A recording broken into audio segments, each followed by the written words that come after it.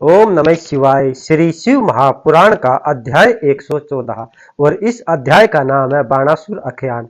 शिव महापुराण के अनुसार हर मनुष्य को अपने जीवन में शिव पुराण की कथा पढ़नी और सुननी चाहिए। तो वीडियो को शुरू करते हैं। व्यास जी सनत कुमार जी से बोले, अब बाणासुर को गणपत्य पद की प्राप्ति की पवित्र कथा सुनिए।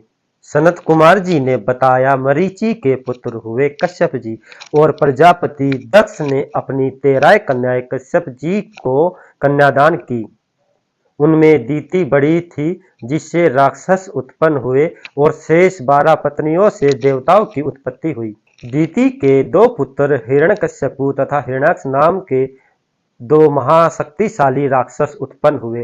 हिरण्यकश्यपु के भी 4 पुत्र हुए, अहलाद, अनुअहलाद, सलहाद और प्रहलाद।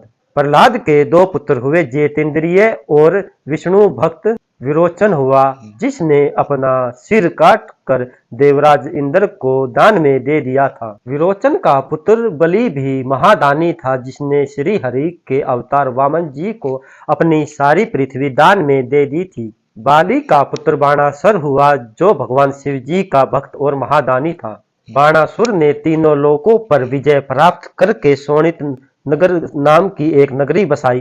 एक बार बाणासुर ने वाद्य द्वारा शिवजी को तांडव नृत्य करके प्रसन्न किया। भगवान शंकर उस पर प्रसन्न होकर वर देने के लिए आए, तो उसने भगवान शिवजी के चरणों को प्रणाम करके उसके गणों में अपना निवास मांगा और भक्त वत्सल भगवान शिवजी उसके पास गणों सहित निवास करने लगे। एक बार सोनितपुर के पास बहती हुई नदी के तट पर भगवान शिवजी अपनी लीला करने लगे। नृत्य गान हुआ और उसे देखने के लिए देवताएं तथा अप्सराएं भी आई और फिर जल क्रीड़ा होने लगी और भगवान शिवजी ने कैलाश से पार्वती जी को भी बुला लिया। अप्सराएं सोचने लगी कि जब तक पार्वती जी नहीं आती, तब तक यदि कोई स्त्री भगवान शिवजी के साथ जल क्रीड़ा करेगी तो भगवान शिवजी उस पर प्रसन्न होकर सर्वोत्तम संतरी का पद प्रदान करेंगे।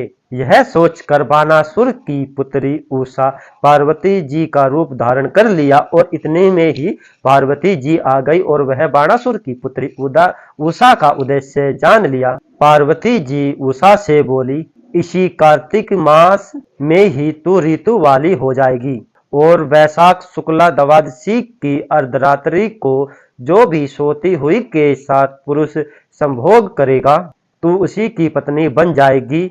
और इतना कहकर पार्वती जी शिव जी के साथ जल क्रीड़ा करने लगी और थोड़ी देर बाद पार्वती तथा भगवान शिव जी अंतर्ध्यान हो गए। अगर आपको वीडियो अच्छी लगी हो तो चैनल को लाइक, शेयर, कमेंट, सब्सक्राइबर और मुझे फॉलो करें। जय भोलेनाथ।